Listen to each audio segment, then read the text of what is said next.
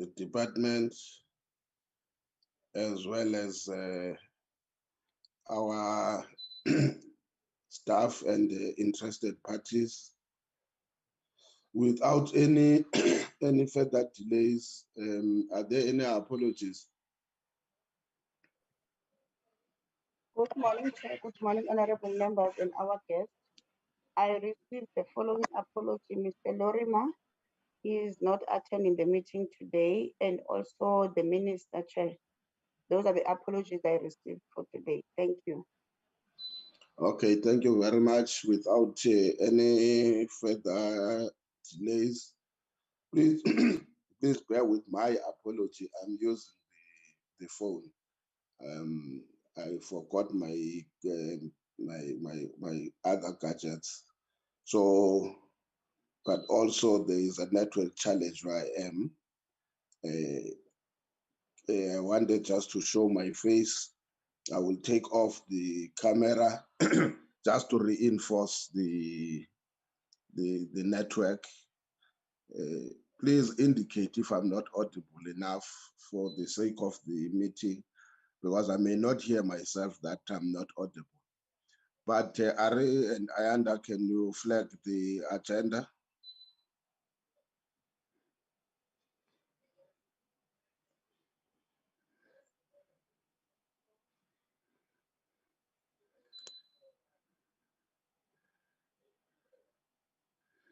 Recording in progress. We've done with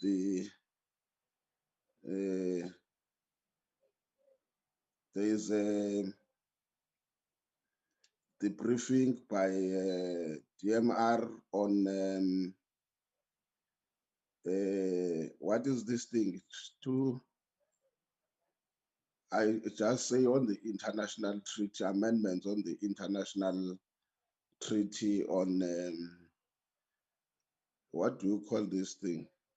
Nuclear materials, Convention on Physical Protection of Nuclear Materials. Then we will have follow-up, we will have questions of clarity, as well as, yes, and if it takes shorter, it will be up to us. Can I give, I'm not sure who's leading the delegation. I hope is the DM not in the meeting so that I don't overlook her, or the one who's leading the delegation from the department. Can we give, can I give to the department then? Good morning, Chair and honorable members. It's Zizamele Mbambo from the department. Chair, I would lead the delegation. Thank you very much. And would like to tender the apology for the DG who's on leave.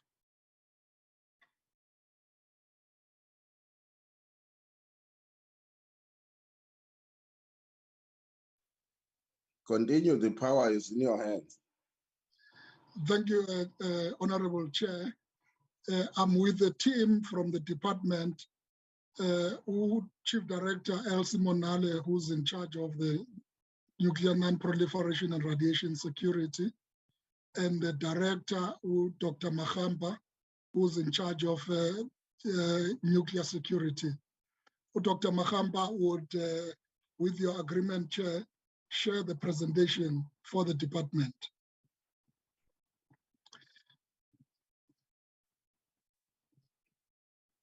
May I request Dr. Mahamba to share the presentation?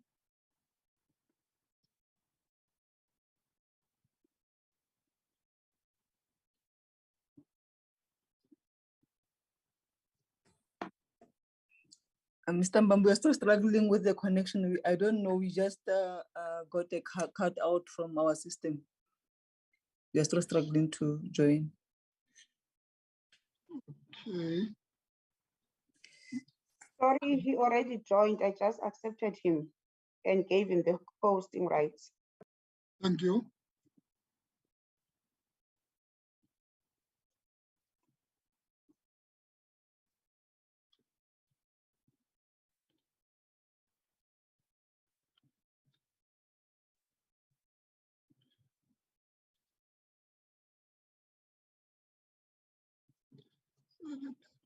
Dr. Mahamba, are you able to share the presentation?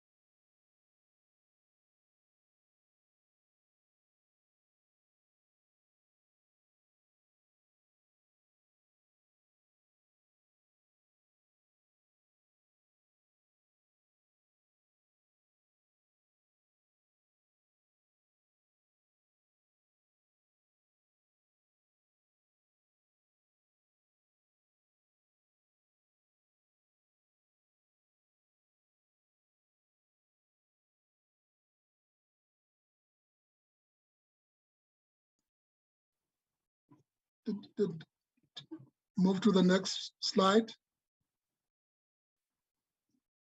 The presentation layout, honorable members, will deal with the purpose, will deal with the background on the Convention on Physical Protection of Nuclear Material, the CPPNM. We'll talk about the new obligations on the amended CPPNM, the strategic importance of the CPPNM, the status on the ratification of the CPPNM, the implementation plan, the risk and mitigation, the consultation, and then we'll close with the recommendations.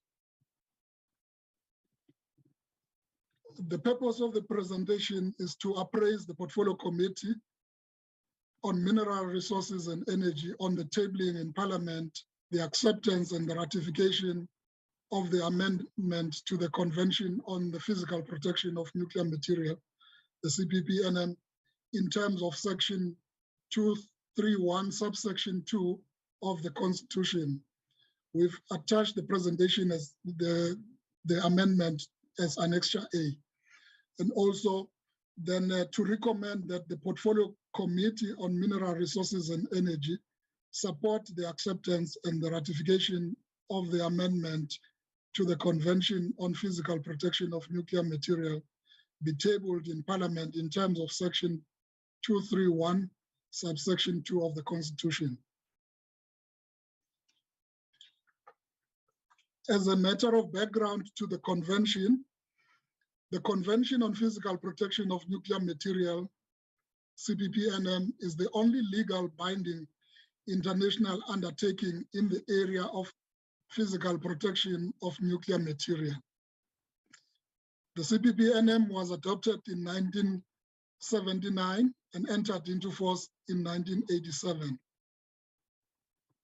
The Convention focuses on the physical protection of nuclear material used for peaceful purposes during international transport with the objective of preventing theft or unauthorized use of nuclear material. We've attached the convention as Annexure B to the presentation. The key provisions of the convention cover international transport of nuclear material, as well as establishment of a list of offenses that involves the nuclear material. Member states undertake to make these offenses, for instance, the possession, the use, or disposal of nuclear material without an authorization punishable under their national law. And these are listed under Article 7 of the original CPPNM. South Africa signed the CPPNM in May 1981 and ratified it in September 2007.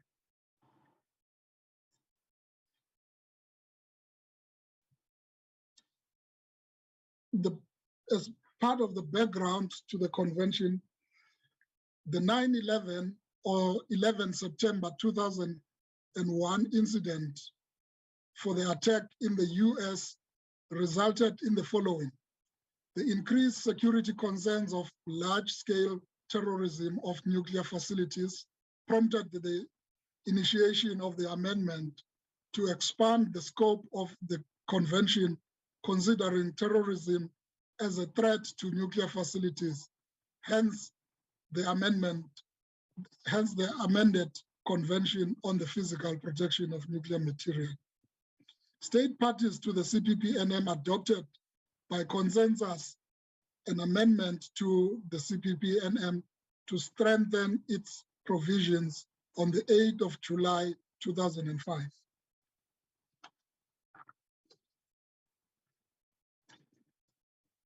Coming to the new obligations for the amended CPPNM. The amendment broadens the scope of the CPPNM to also include physical protection requirements for nuclear facilities and nuclear material in domestic use, storage, and transport. Amendment 2, the CPPNM provides for expanded cooperation between and among states regarding rapid measures to locate and recover stolen or smuggled nuclear material, mitigate any radiological consequences of sabotage, prevent and combat related offenses. The convention also provides for criminalization of new and extended specified acts, as in paragraph 9 to 10 of the amended convention. For instance, the import or export of nuclear material without authorization, act directed against a nuclear facility, or interfering with the operations of a nuclear facility. It provides for the sharing of information on potential and actual attacks on nuclear material and facilities, and the provision of assistance if such attacks should occur. It recognizes the right of all states to develop and apply nuclear energy for peaceful purposes and their legitimate interest in the potential benefits to be derived from the peaceful application of nuclear energy. The amendment augments the national security of a state by providing a strengthened international framework, which include the need to implement legislative, regulatory, and administrative obligations.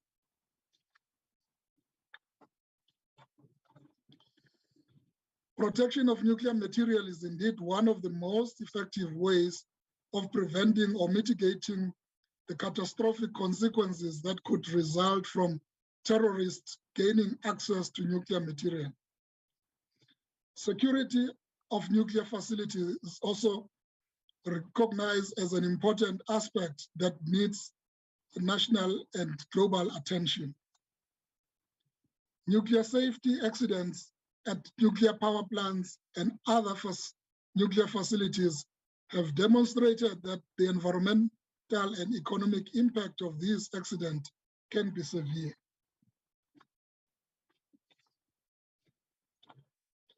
Protection of nuclear material and facilities involves a broad range of activities on the international level as well as in individual countries.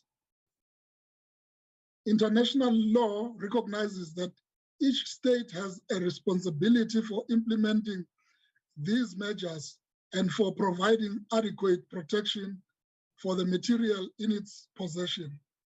At the same time, the international community has established a set of international arrangements that helps to create and maintain international nuclear security regime, hence the importance of ratifying the amended CPPNM. It is important to note that international community support the universalization of the amendment to the CPPNM, which is regarded as an important step towards making the world more secure by providing assurance that same level of physical protection is applied throughout the world.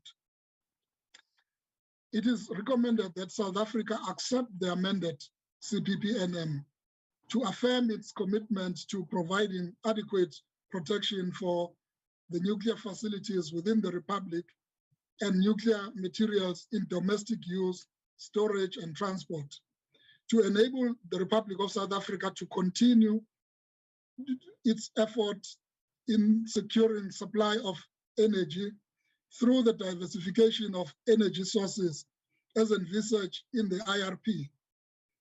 This will in part entail allowing the Republic of South Africa to maintain cooperative relationships with nuclear material supplier states that are party to the amended CPPNM, and to give assurance to the international community regarding the level of physical protection measures as stipulated in the convention, and enable the Republic of South Africa to continue to participate in international engagements on nuclear security. Coming to the status on the ratification of the amended CPPNM. The amended convention entered into force in May 2016. In order for the amended convention to become binding to the Republic, Section 231, subsection 2 of the Constitution require that it be approved by Parliament. The department presented the amended convention to the Cabinet on the 14th September 2021. The Cabinet granted approval for the amended convention to be presented to Parliament in terms of Section 231, subsection 2 of the Constitution. The process to table the amended convention in Parliament was not concluded during the 5th Parliament and requires that the presentation should be made to the 6th Parliament to finalize the ratification process. It is therefore critical to table to Parliament for consideration the acceptance and ratification of the amendment to the Convention on Physical Protection of Nuclear Material.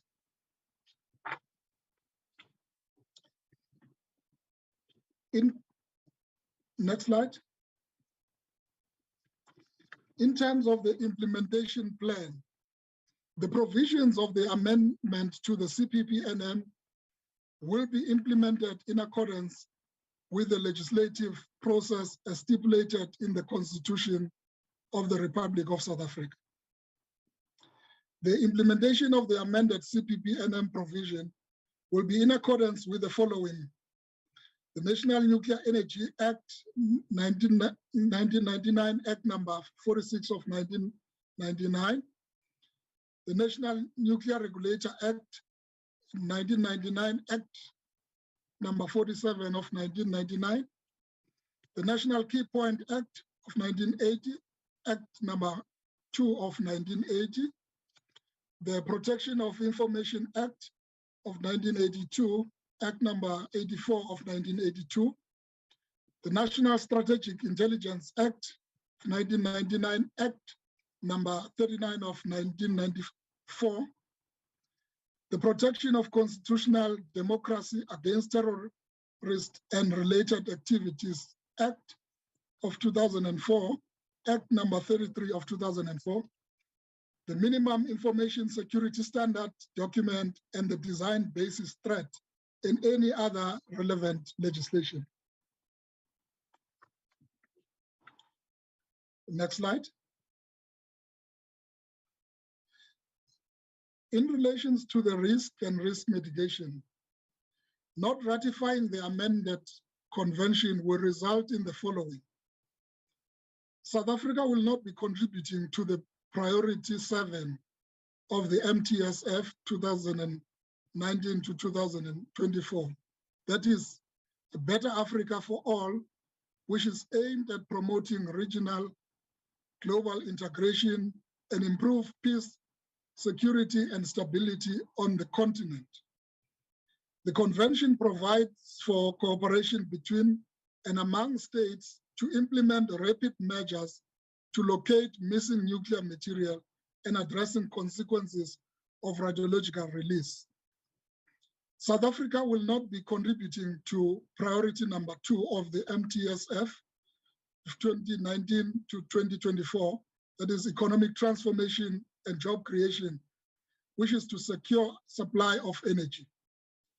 Failure to ratify the amended convention can be limiting, as the suppliers of nuclear material may decide to do business with only state parties to the amended CPP-NM, which will affect diversification of energy sources as envisaged in the IRP.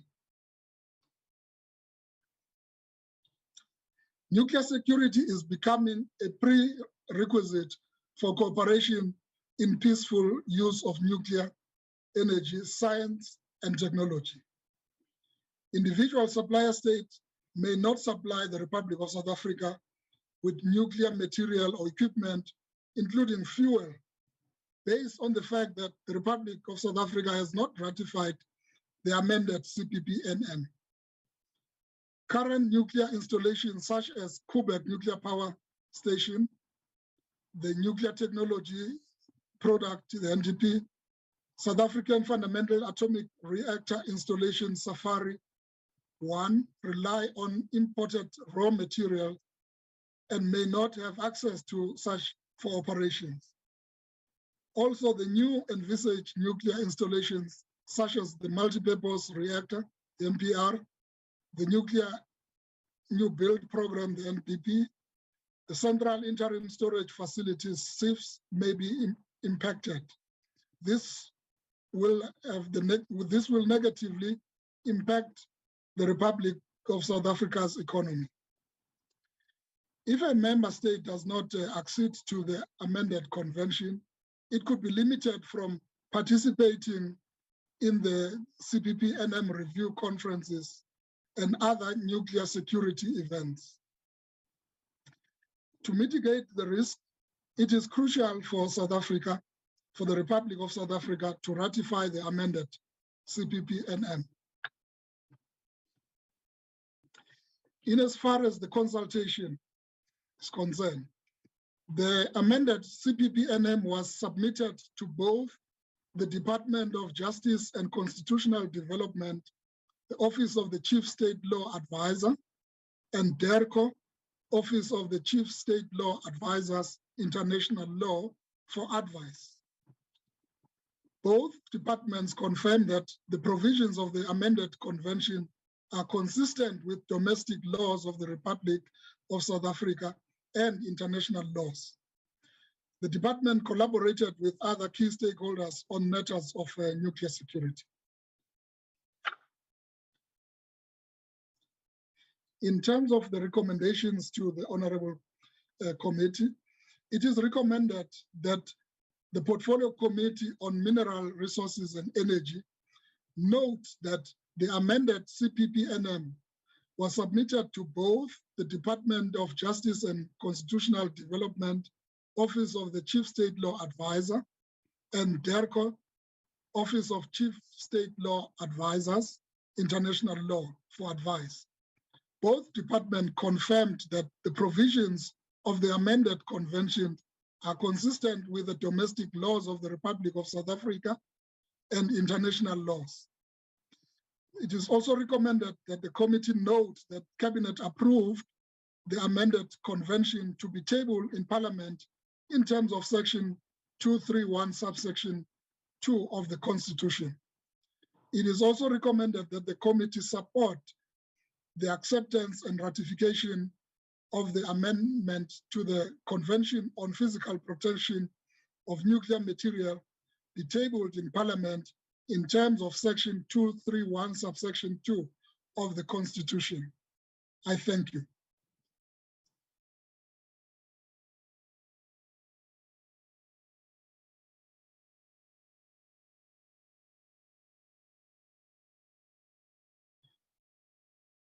Honorable Chair, may I then hand over to you, back to you.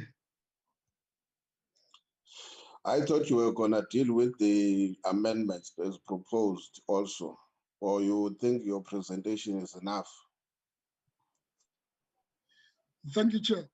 Yes, we believe that the presentation is enough. It covers the key issues that relate to the amendment.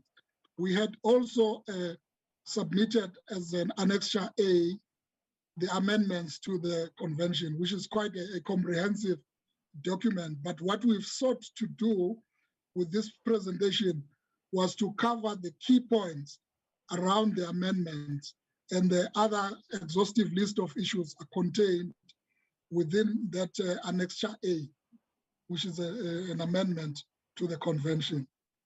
And then also we had submitted the original convention, which is Annexure B of the presentation, as a document that covers a holistic list of the original articles of the original convention. Chair, I will take guidance from you.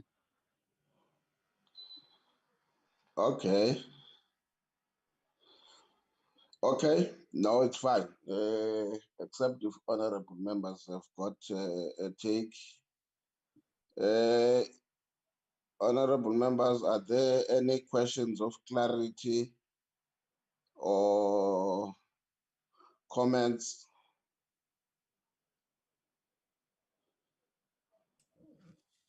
Chair, I can't seem to raise my hand. I can't see your hand. Yeah, I can't raise it. I don't know why. Okay, there's Honorable Mailem, then Honorable Malinga. Is there any other hand? Honorable Matogwe.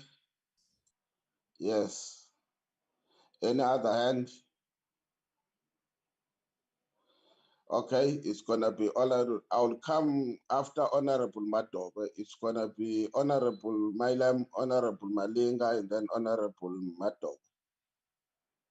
In that order. Thank you, Chairperson, and good morning to everybody. And I'd really like to thank the department for bringing this to our attention.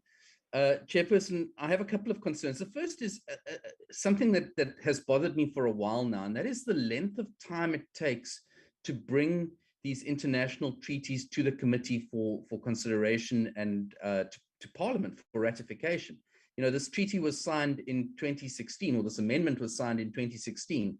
And we're now considering it 6 years later in 2022. So I think there's got to be a speedier way of ratifying and adopting these treaties. And I would ask that the department look at that and look at what the reasons were for the delay. In fact, maybe they could tell us what the reasons were for the lengthy delay in bringing that to Parliament. Chairperson, my second concern is in the amendments, it requires that there are legislative and regulatory provisions made for the protection of nuclear materials.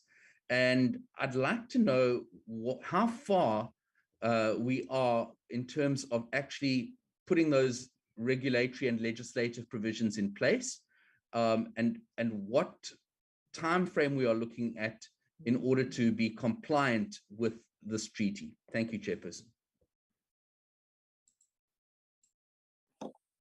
Good morning, Chairperson. Morning to honorable members, the department led by Uba Bumbambo, our support staff, and everybody on the platform.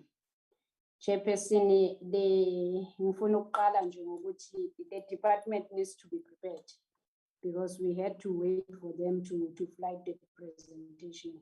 And also that apologies, when the chair calls for apologies, nobody said any apology about the DG, which is a standard procedure that if the DG is not present, there will be an acting DG so that it gets minuted, because we really don't know who is acting since the DG is on leave.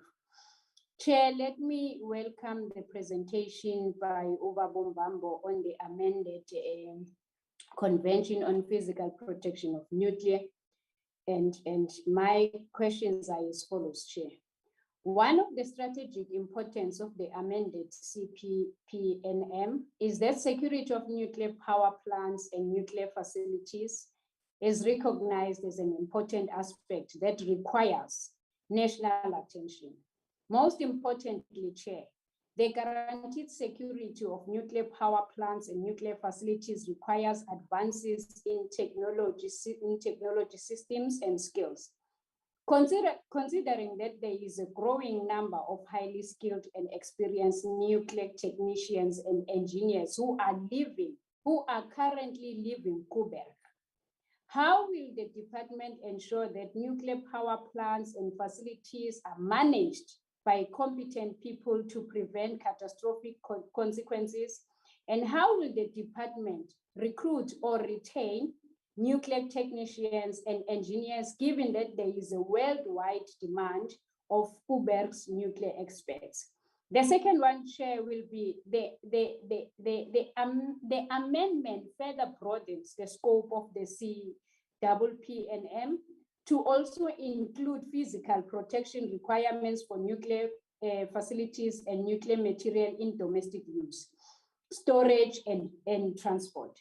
Considering that the National Nuclear Regulator has not yet issued ESCOM with the license to build and operate a transient interim storage facility to store high-level nuclear waste material, and that the National Narwadi is yet to build a centralized interim storage facility for the long-term storage of spent nuclear fuel.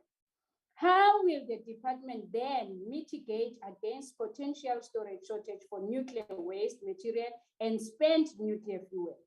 Also, Chair, is the current storage capacity sustainable in light of the government's plan, in light of the government's plans to extend the life of Kuberg to 2045 and any additional nuclear reactor that may be built in coming years? Lastly, Chair, failure to ratify this amendment, this amended CPPNM, can be limiting, as the suppliers of nuclear material may decide to do business with only state parties to the amended CPPNM, which will affect diversification of energy sources as envisaged in the IRP. Given that the economic reconstruction and recovery plan stresses the importance of industrialization through localization, what is the department doing in terms of reducing South Africa's reliance on imported raw materials and equipment to run the current nuclear installations? I thank you, Chair.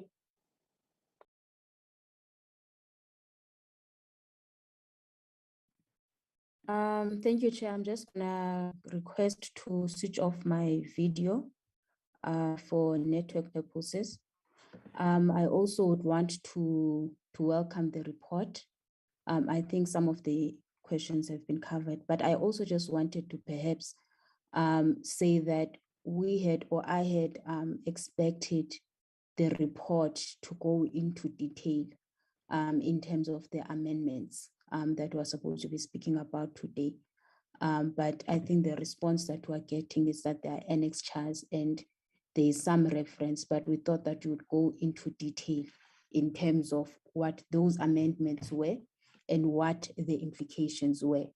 I think also on the issue of nuclear energy as well, I'm not sure if it was covered in the report, but I do not remember seeing it.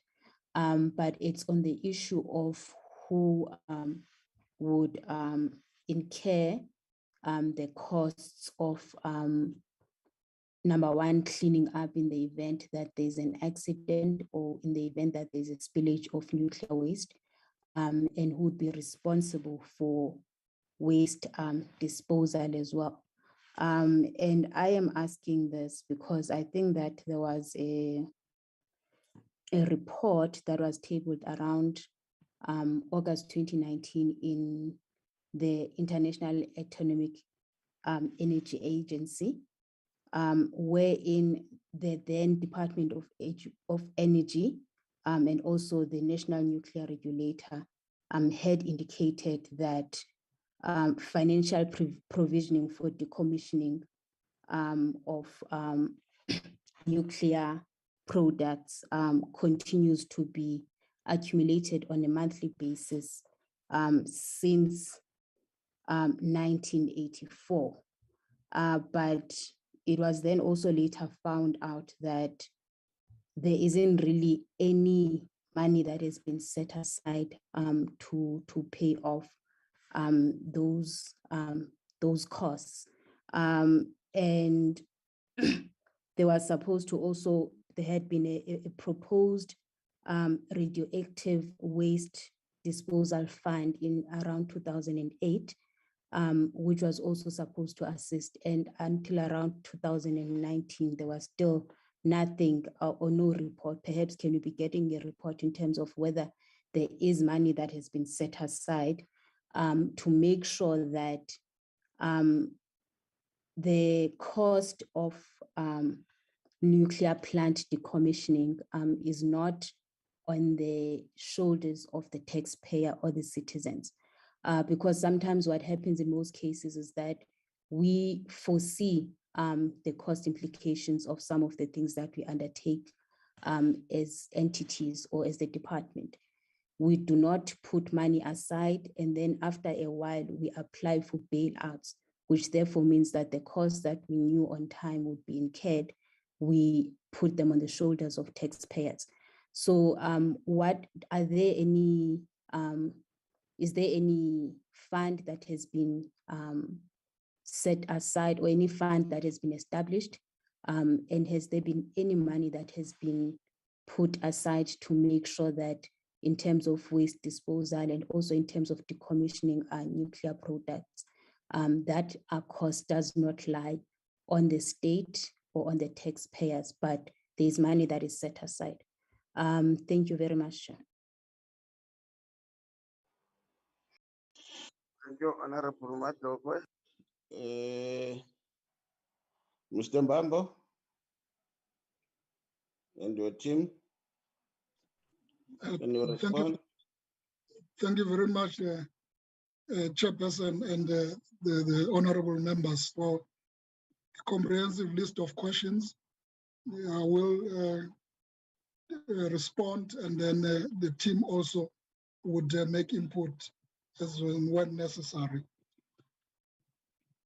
Then the first question was raised by the honorable member Mayland, the reasons for the delay of bringing this amended convention to Parliament, noting that it entered into force in 2016.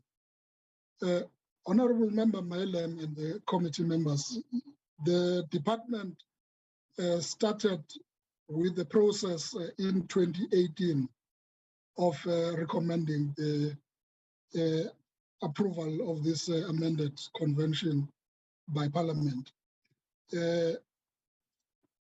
On the 23rd of May 2018, the department presented the amendments to Cabinet, and the Cabinet approved that the amended convention be tabled in Parliament in terms of section 231 subsection 2. And then on the 20th of November 2018, the department presented the amendment to the Portfolio Committee on Energy. And the Portfolio Committee on Energy supported the amendment, and then it was then taken through parliamentary processes to Parliament for ratification. But then what we've noted is that tabling at the level of Parliament was not concluded by the 5th Parliament, and therefore it had to be presented to the 6th Parliament to conclude the ratification process. So there has been work that the department done to make sure that the amendment were ratified by Parliament. It was only a matter of the parliamentary processes that have to make sure that it's finally get ratified. So that was a reason. Then the Honorable Member Mile also raised an issue about the state of readiness to make the relevant amendments to accommodate the amendments of the convention to our domestic legislation. I think it's very important just to indicate that at this stage, the amendments to the amended convention are not yet binding to South Africa until such time that they have been approved by Parliament. And that is the reason that we're presenting the amendment to Parliament for consideration and acceptance for ratification. However, South Africa is a member to the original convention. And in terms of our legislation, South Africa is compliant in terms of the obligations that arises out of the original convention. And in terms of the amendments now that have come through, then we've identified the relevant legislation that will be amended in terms of the requirements of the Constitution and making sure that we fully complied with the new amendments. Also, the department has already, in terms of the existing laws, drafted the regulations for the physical protection of nuclear material, which have already been consulted with the public. And the department is at the stage now where it is addressing the comments of the public on the regulations on physical protection of nuclear material. So in as far as the state of readiness is concerned, we believe that the current legislation that we've dealt with already addresses parts of some of the areas that are addressed by the amendment of the convention. Then on the issue of the questions raised by the Honorable Member Malinga, yes, we would like to apologize that there has been technical challenges in sharing the presentation by the department team. The issue of the apology of the Director General, we also would like to apologize that it was not reported early when the apologies were requested. But we understand that DDG Kamede is the acting DG during this time while the DG is on leave. And the DDG Kamede is in the platform in the meeting here. Then the honorable member raised the issue of how will the department work to retain the nuclear professionals and the experts that are leaving the country into other areas where they find jobs in the nuclear sector. I think it's important that we need to recognize that the nuclear sector is quite a highly competitive sector and highly specialized with professionals who are sought after for their skills by various companies that see that South Africa has a highly skilled workforce. And we can confirm to the committee that yes, South Africa has got a well-renowned and a well-trained nuclear professionals who are applying their trade within South Africa in our nuclear facilities, Quebec, for instance, and the Safari reactor at Nexa, as well as others who have been able to apply their trades globally. And we believe this is a strength. And the world is looking upon us as South Africa that produces highly qualified nuclear professionals. That is a positive for our country. The negative to that is that we have to put up mechanisms as South Africa to ensure that we retain our nuclear professionals. We must develop a succession plan to make sure that the nuclear professionals that are there are able to impart their knowledge to other nuclear professionals so that we've got a consistent pipeline of highly skilled nuclear professionals that operate our nuclear power plants.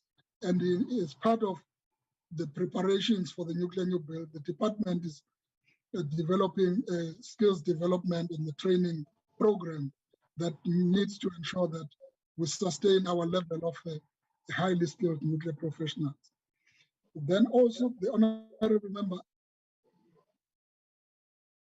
asked, what is the department doing to reduce the reliance on the import of raw material? A very important point. And the policy of South Africa for nuclear for 2008 require that as a country, we need to be self-sufficient in all the nuclear value chain for peaceful use of nuclear material. And as part of that exercise, as we are preparing for the nuclear new build, the department is developing relevant strategies that seeks to position South Africa that we participate in all the value chain for nuclear fuel cycle for peaceful purposes.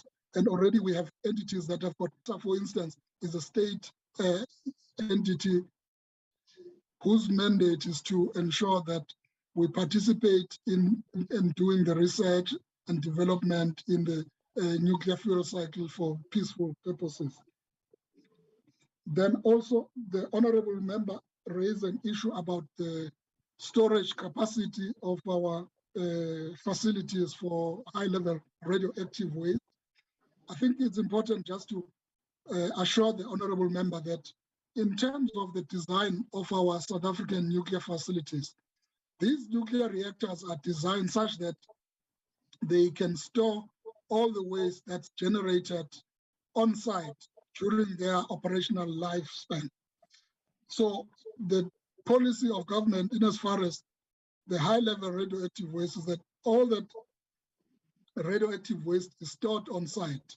But going forward, there is work that the government is undertaken to ensure that there is an interim storage facility that is off-site, that is a project that is currently being implemented by National Radioactive Waste Disposal Institute, NRADI, and work is in progress to ensure that this particular storage facility is operational by 2030. But I must also provide confidence to the honorable members that in terms of the low level and intermediate radioactive waste, this waste is safely stored at the Valput in the Springbok. There is a national radioactive waste repository site that has been designed to accommodate safely the radioactive waste. I hope I have answered all the questions from the Honorable Member Dinga. Then there was a comment by Honorable Member Madokwe raising the point that the expectation was that the department go through the report in detail for the members of the committee.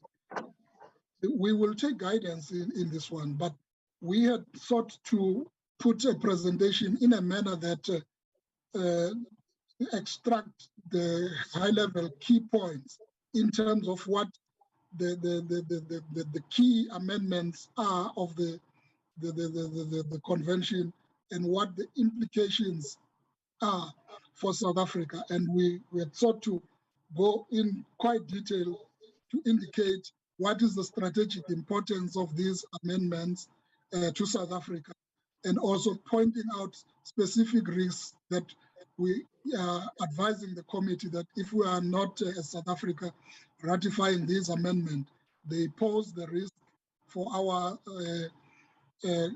security of energy supply, and we identify what those risks are, and we recommended to the committee that it is important that as South Africa we ratify this amended convention, and we've highlighted the importance into the global nuclear security space, that we are seeing that nuclear supply countries have looked into this as a prerequisite, that they want to be assured that South Africa is also a member of the amended convention, so that when they trade with South Africa in terms of nuclear material, they are assured that South Africa is also complying to international standards in as far as the issues of physical protection of nuclear material. So we sought to provide that to the committee so that the committee can have an overview of the strategic importance of the amendments to the convention and why South Africa needs to consider ratifying amendments. We can go into details in the document line by line, depending on the guidance of the committee, if that's what the committee would recommend we do.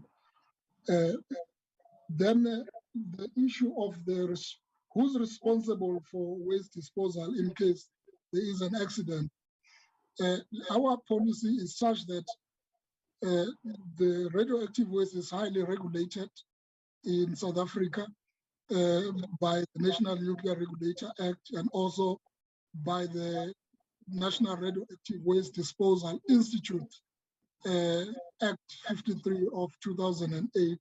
The responsibility for the safety of the nuclear facility rests with the operator of the nuclear facility. The regulator will then enforce the regulations to ensure that the operators of the nuclear facilities complied with the requirements of the license to operate the nuclear facility. So they are responsible in that respect. Then the Honorable Member Madokwe also raised an issue about the report to the IEA about the cost of decommissioning and whether there is money set aside for decommissioning. It is important to highlight that in terms of the nuclear installation license that is issued by the National Nuclear Regulator to the operators of nuclear facilities such as ESCOM, the NEXA, the NRAD, there is a license condition which requires that the operators must set aside the decommissioning fund. And the operators are indeed setting aside these decommissioning funds in terms of finding the relevant insurances to set aside these funds. So ESCOM set aside this decommissioning fund, as well as NEXA is also setting aside this decommissioning fund in line with the recommendations or the requirements of their nuclear installation licenses. Then also, whether there is a fund that is also put in place to deal with this, it's important just to highlight to the committees that the department is also developing the fund bill that will be managed by the National Radioactive Disposal Institute to manage the funds that will be required to undertake projects for the high-level radioactive waste and for long-term operations. And in as far as this fund is concerned, it is important just to inform the committee that recently Cabinet has approved that the fund bill be published for public comment, after which then it will be taken through the parliamentary process after the department has received the public comments on the fund bill, whose purpose will be to ensure that we've got sufficient processes that would manage the funding of the radioactive waste going forward. I would like to end there, Honorable Chair, and ask if the team that is in the platform, Chief Director Monale and Dr. Mahampa, if they've got more points to add, if I have missed some of the comments from the members of the committee. With your approval, Chair.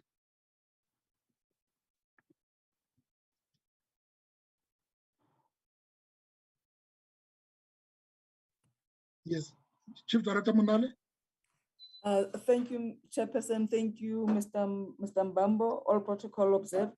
I think I'll just add on the issue regarding the issue that we are not retaining our skills, that we have situations whereby our experts are leaving the country.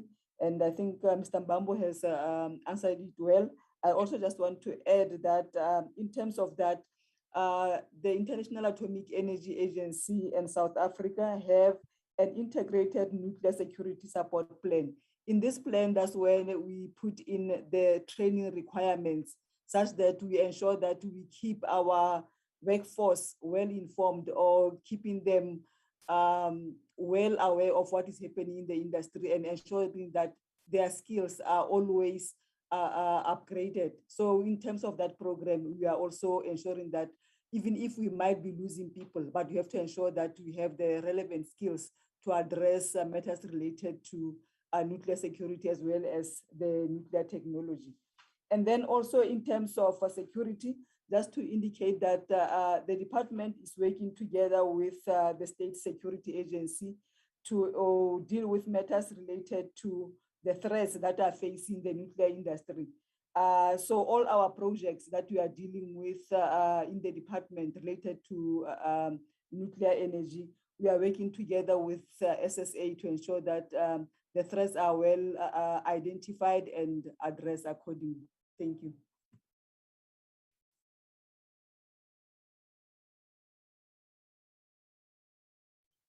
Thank you, Chief Director Monale. Dr. Mahampa. Thank you, Mr. Mbambo. All protocol observed. I think the two colleagues have covered all that needed to be addressed, but I will add by saying that as South Africa, we really need to look into our reliance on important raw materials. I think that's the very, very critical area that we need to focus on. I think our nuclear institutions are depending a lot on important raw materials. As a country, we must plan well going forward to ensure that we are self-sufficient in that regard. That is the only contribution I will make, Mr. Mbambo, at this stage. Thank you. Thank you very much, Dr. Mahampa. Honorable Chairperson, I will request to return over to you. Thank you.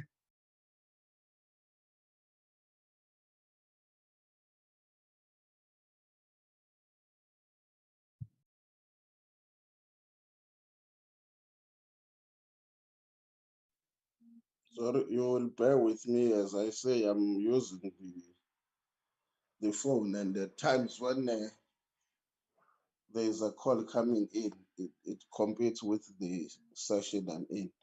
There is the answer, honorable members. Honorable Mailem, I see your hand is up, and Honorable Malinga, do you want to make follow-up?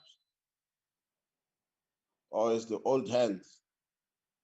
Sorry, Chair, old hand. Okay. Chair, Honorable. Chair, it was up, but I think I am partly answered on the issues of IAEA, because you remember South Africa is a signatory to the Joint Convention on the safety of spent fuels management and on the safety of radioactive waste management of the IAEA.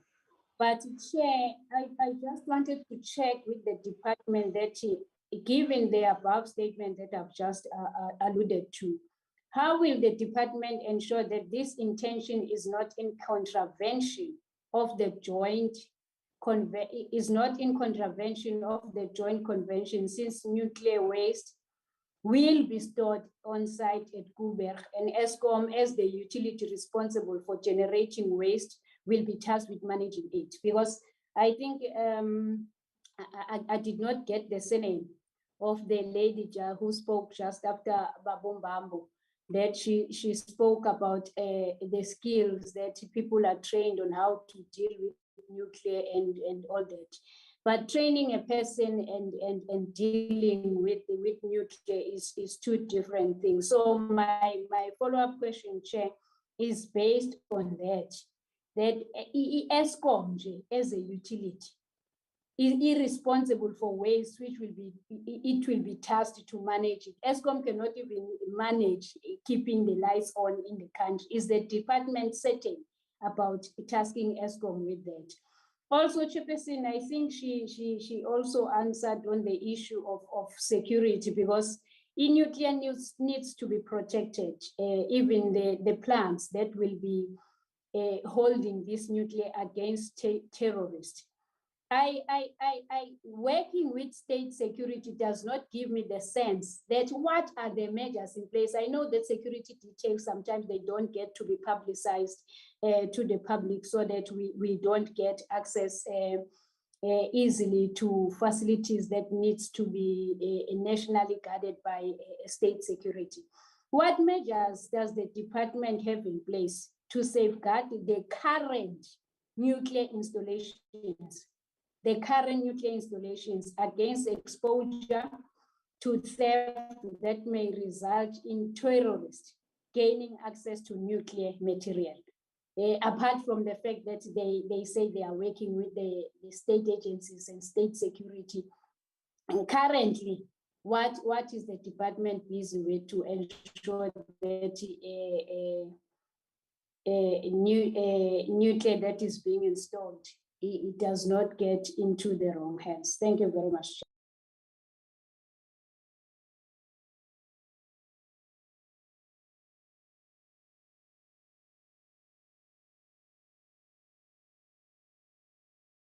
Okay.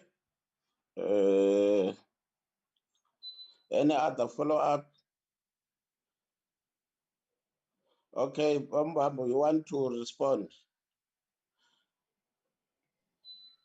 Thank you very much, Honorable Chairperson, and thank you very much from the Honorable Member Malinga for a set of questions.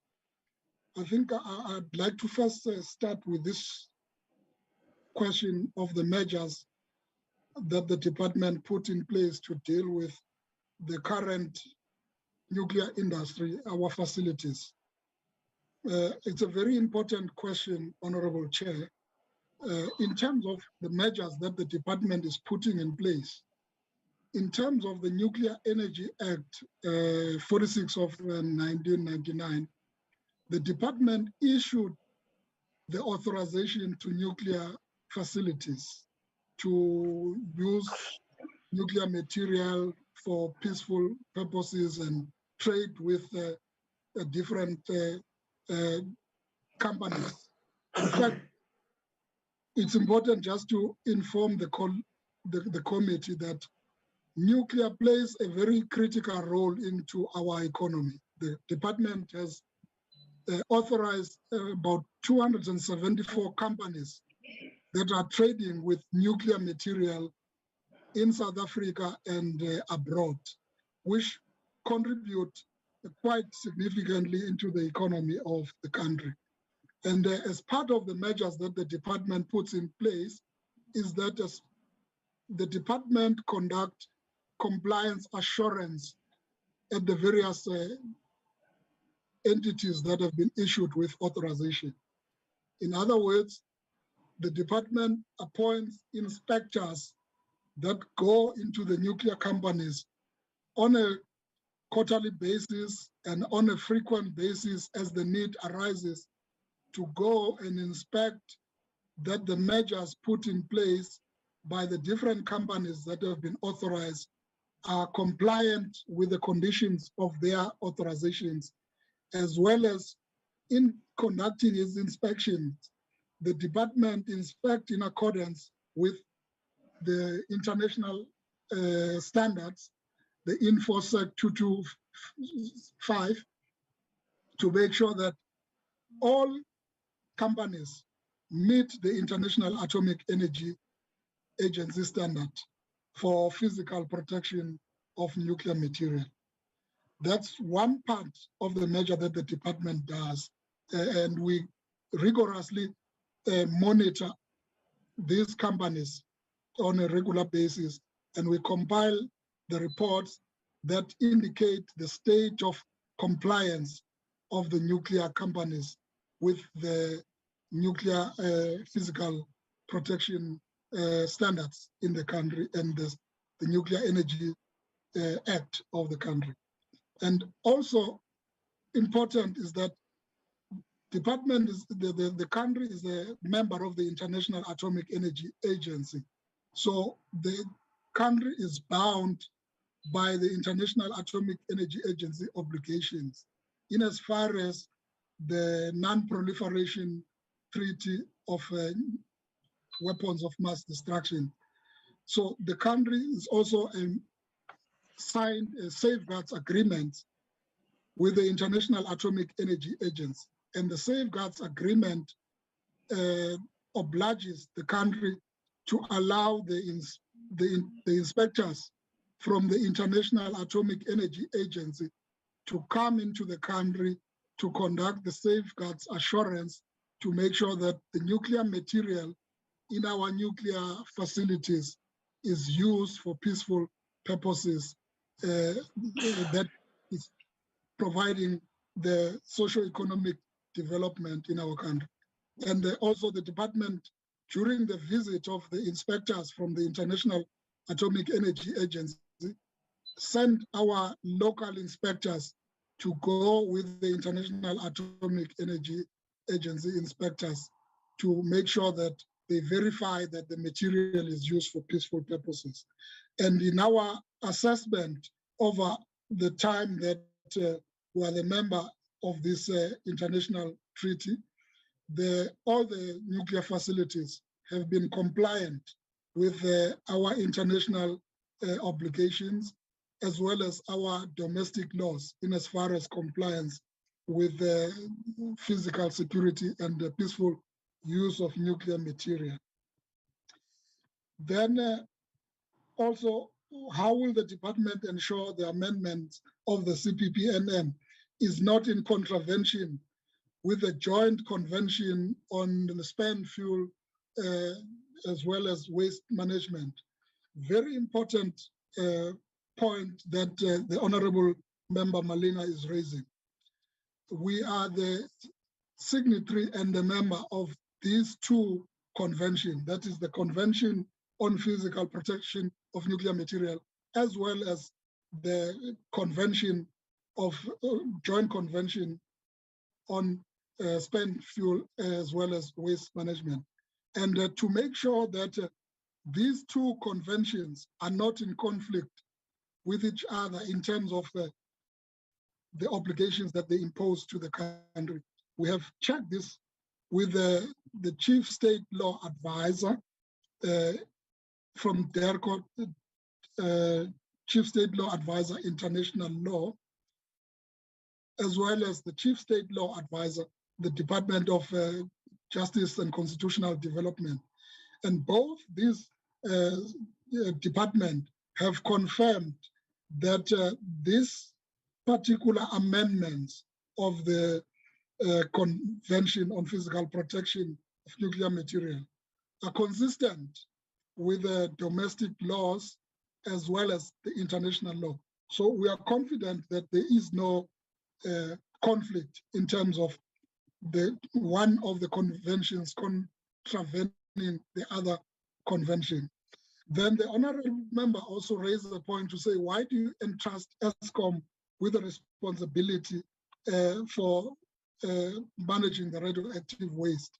I think it's important just to highlight that the responsibility for ESCOM is as far as the ESCOM is required to ensure that it safely operates the Quebec nuclear power station and make sure that it complies with the safety requirements for the radioactive waste while it is still on site.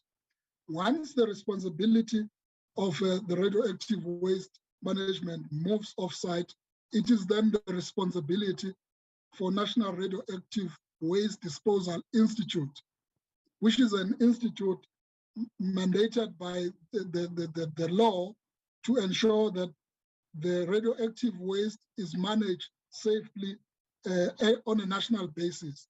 And our assessment at this stage is that ESCOM is a very responsible nuclear operator.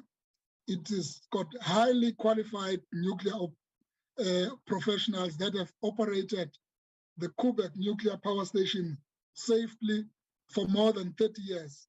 And it has been compliant with its license conditions as well as international obligations for South Africa. We are confident that ESCOM will continue to conduct its operation in a responsible and a safe manner, as well as it has done in the past through its experienced operators. Similarly, we are confident to the ability of NRADI to manage the responsibility to manage the radioactive waste on a national basis and to continue to develop the central interim storage facility that will ensure that we've got a central interim storage facility off-site. And also, NRADI has been very responsible operator that is responsible to manage the Valput radioactive waste disposal site that is situated in Springbok. And also our operator, NEXA, has been a very responsible operator of the facility for NEXA for more than 50 years. And our systems, in as far as the management of radioactive waste, are robust. They are consistent and compliant with the international standards.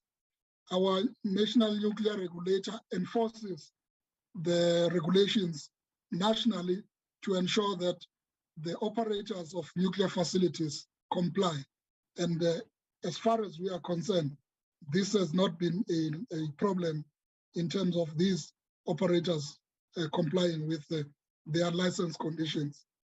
I would like to pause here, Honorable Chair, and also request if Chief Director Monale has any point to also amplify around the measures we're putting in place to deal with the current nuclear industry. Thank you.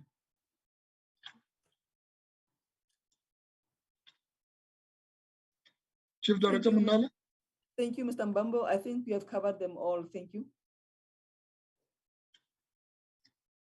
Dr. Mahamba, if you've got any input. No, I think we have covered everything, Mr. Mbambo. Thank you very much, Dr. Mahamba. Honorable Chair, thank you very much. I would like to return over to you. Thank you. Thank you, Mr. Mbambo. But I think for me, the concern is what also, if I'm not mistaken, one member, in fact, I think it's Honorable Mailem and Honorable Malinga. It takes me to another question, which I think we must ask. Are these international commitments, including the ones that you are bringing in now, the only ones that you have? You know why I'm asking? Like you said, just recently, 2020, no, 2019, no, I think 2020, members can guide me, or 2019, you brought the same and the committee responded. One would say, but that time you had already made the agreements from 2016.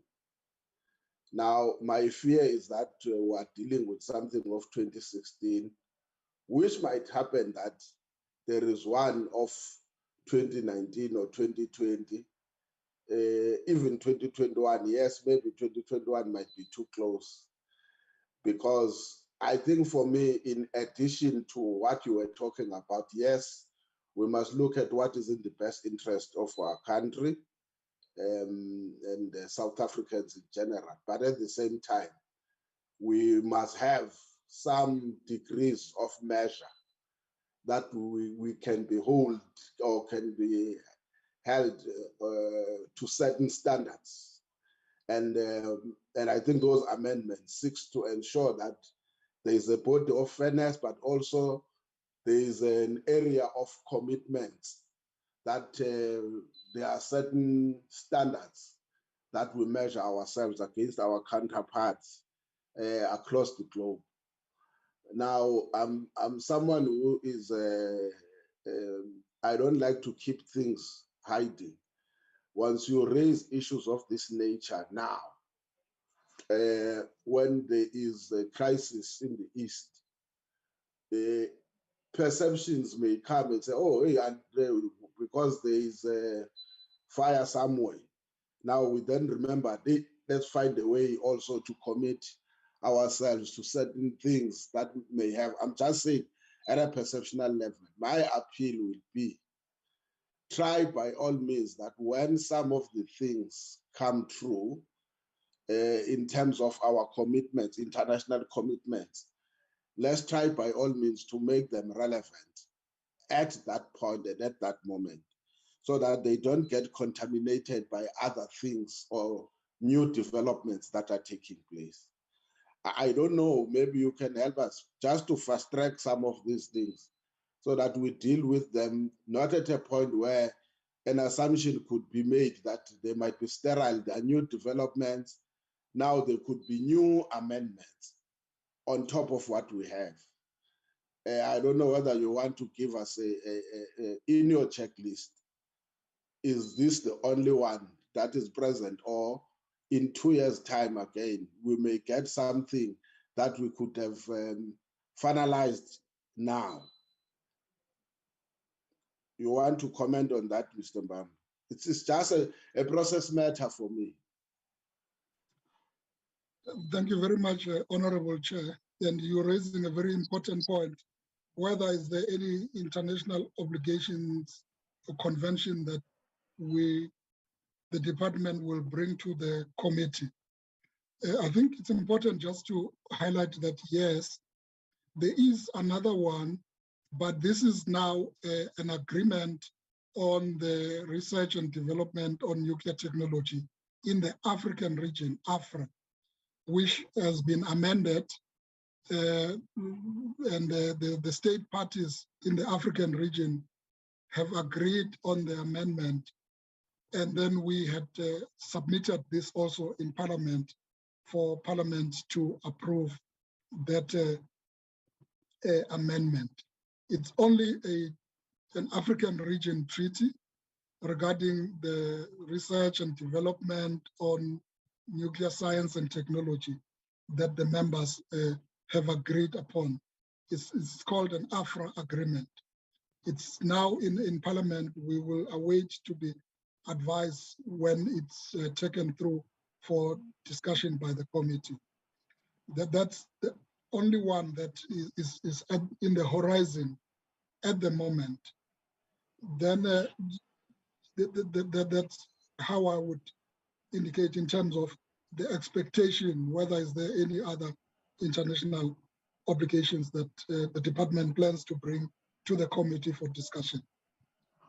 Then the amendments, as well as the issues, Chair, you have raised, that it may create perceptions that we're responding to the international developments. We would like to categorically indicate that the department is not responding to international developments in regards to requesting the amendments of this convention. The process started way back in 2018, where this was presented to Cabinet, and Cabinet approved that it be presented to Parliament in terms of Section 231, subsection 2, and the process was then taken forward. It was presented in November 2018 to the Portfolio Committee on Energy, and it was taken forward to Parliament. The only matter was then the programming for it to be taken through at that time in 2018, and then it was then deferred by the 5th Parliament to the 6th Parliament. So we would like to assure the committee that it's not that we are responding to international developments, but we are proceeding with the process that had already been started long way back in 2018. Thank you very much, Chair. Okay, thank you, Mr. Bambo. We will go and sniff and find where it is in the corridors of the National Assembly. I'm just saying sometimes it's good to deal with these things. If I had been alerted, I was gonna find a way, but it means it's up to us now to look at that. Ari Ayanda and Mr. Mapoda, please help us on that one so that we can quickly dispense with some of those matters. On that note, thank you, Mr. Mbambo and your team, and Ms. Kamete for your presentation. Ari, can we go now to the minutes? We don't have any minutes to consider, Chair. We adopted it last week. Oh, those that were adopted last week must be. Yes, Honorable, is that Honorable Mile? Yes, Chair. Chair, Yeah. just a question. So we've received this presentation. Do we not have to adopt a recommendation that it be? I made it. Sorry. You are correct. Honorable member. I've raised my hand, Chair. I've raised my hand, Chair. Oh, sorry, I'm not looking. Yes, Honorable Volmarans. Yes, I agree with you, Honorable Milem. We have to propose or recommend whatever that either we agree, we adopt the proposal, and then it will be a recommendation. Honorable Volmarans. Thank you very much, Chair, and good morning to members on the platform, as well as the presentations, Chair. In line with what the Honorable Milem has just asked, I had raised my hand in view of that, having received the presentation and having looked at the recommendation and the discussions, We have noted the two notings that are there, that it has gone through all the processes, the legal advisors, and so on. And ultimately, the department is requesting us to consider or supporting the report and its recommendation. And I therefore move for such acceptance of the report and its recommendations, Chair. Is there any seconder to the proposed, to the move?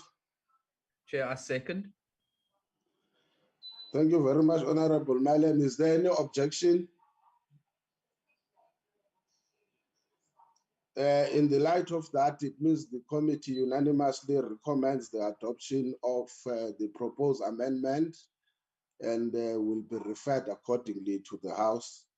On that note, when Ari says we don't have minutes today, thank you very much, honorable members. I'm sure today you've got the shortest meeting. Go and prepare. Thank you very much. The meeting stands adjourned. Thank you, Chair. Chair, can you stay behind, please? And Ari and Sivu. Malinga doesn't agree. She doesn't like these meetings during the committee meeting. You must ask for a permission from members.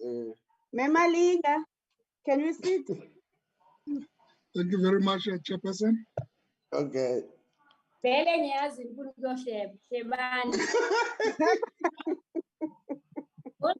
Please call me. Bye. Sure. Bye.